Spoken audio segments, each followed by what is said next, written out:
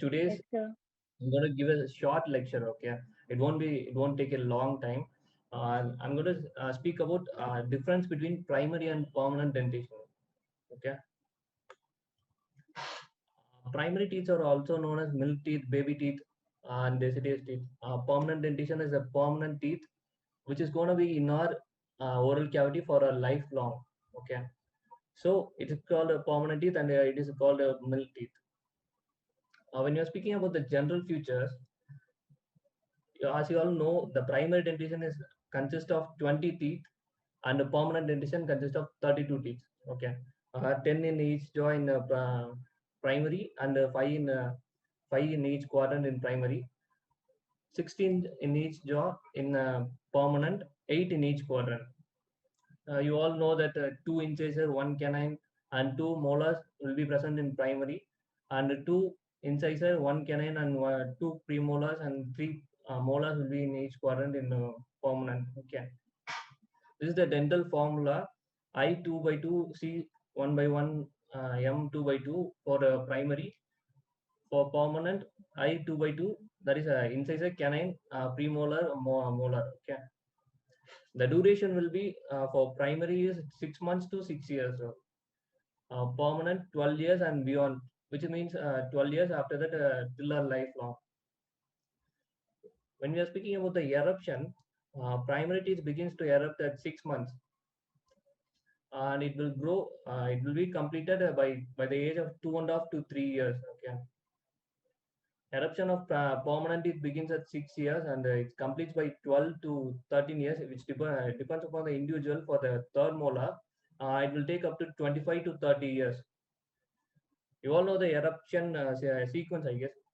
Okay, the first teeth to erupt in primary is mandibular incisor. In permanent, first mandibular molar. This is the full dentition of primary and permanent dentition.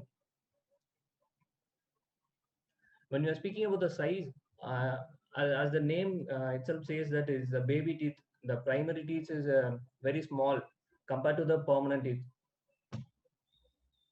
The color is light in color, lighter in color, which is a bluish white. It is also known as the milky white. That is why it is called a milk teeth.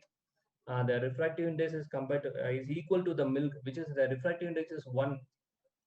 The permanent teeth is darker in color, which is yellowish white or grayish white. The crown size, when you see shape of the crown is wider mesodistally compared to the crown height, which gives a cup shaped in anteriors, and squat shaped in deciduous molar. Mamelons are nothing but the three uh, protuberance in the incisor, which is present in the permanent dentition only in incisor. It is not present in a primary dentition. Canine canine is conical in a primary, which is not conical in permanent. It is a sharper in the primary. It is not sharper in permanent. There is no premolar in the deciduous dentition. Premolar is present in permanent. Two molars, three molars.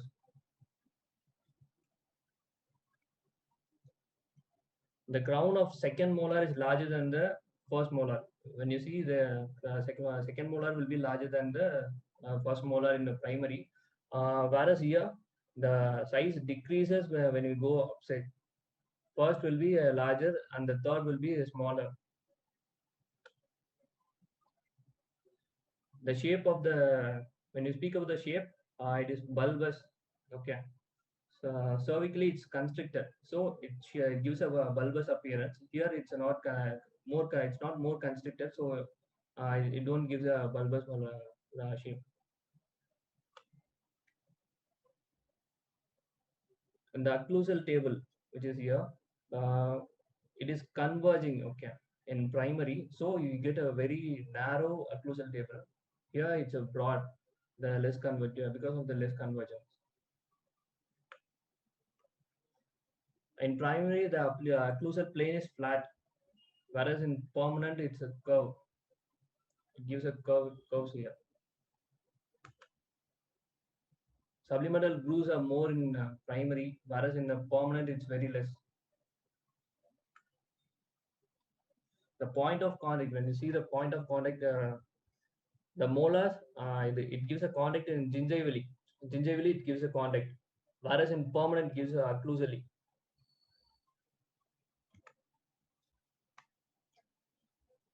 In primary dentition, first upper molar has three cusps, which is resembles the premolar in the permanent dentition. The first upper molar in the permanent has four cusps and one axillary cusp. The upper second molar has in primary four cusps and one axillary cusp, which is it resembles the permanent upper first molar, and here it has four cusps. The lower first molar has four cusps. Here it has five cusps. Lower second molar has five cusps. Here it has four cusps. When you are coming to the root of the primary dentition is longer and more slender when compared to the crown size. Okay. In permanent is very strong, and it gives a main support of the tooth. It is bulkier in nature, and it is shorter than the crown also. When you're seeing in the buccal aspect, the roots are narrow mesiodistally. The roots are broader mesiodistally in permanent.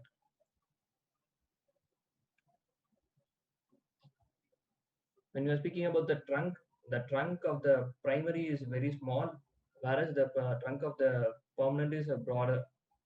The furcation is placed more cervically. Here it's more placed in apically.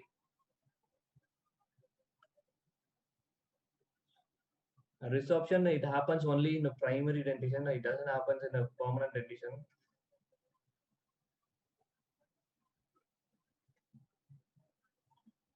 As you all can see, the pulp chamber is larger here in primary, whereas it's smaller in permanent. This is the main reason why it will cause more infection in children because of this pulp chamber is more towards the crown. Here pulp on is placed towards the outer surface. Here it's not closer to the outer surface. When you are preparing a cavity, this is why the pulp ons will expose. That's why they get pain easily in children.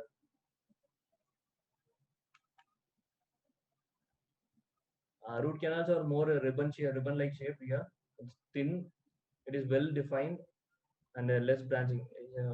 Mostly it won't have any axillary canals here. It will have, but not as in primary dentition. The same thing. The axillary canals are more in the primary, whereas in the permanent it has a very less axillary canals. Enamel is thin, very thin, 1 mm in primary, and in permanent it is thicker, 2 to 3 mm. That's why the cavity is easier to prepare. Enamel rods are placed gingivally here. Placed cervically, occlusally. Okay, occlusally in primary, whereas here it's placed gingivally. The rods will be placed gingivally. That's why we give a bevel in class 2 when you are preparing. Dentinal tubules are less regular in primary. Dentinal tubules are more regular in permanent. Interglobular dentin is absent in primary. Interglobular dentin is present in permanent. When we are seeing the vascularity, the blood supply, primary dentition have abundant blood supply. That's why it's prone to infection easily than permanent.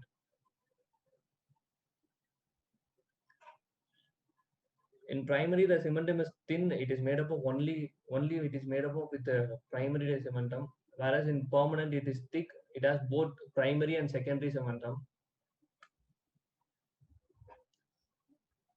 When you compare the mineral content, both enamel and dentin are less mineralized and less dense. Enamel and dentin are more mineralized in permanent. We get sensitivity more because of this only. It is more mineralized in permanent, so we get sensitivity more than in permanent primary dentition.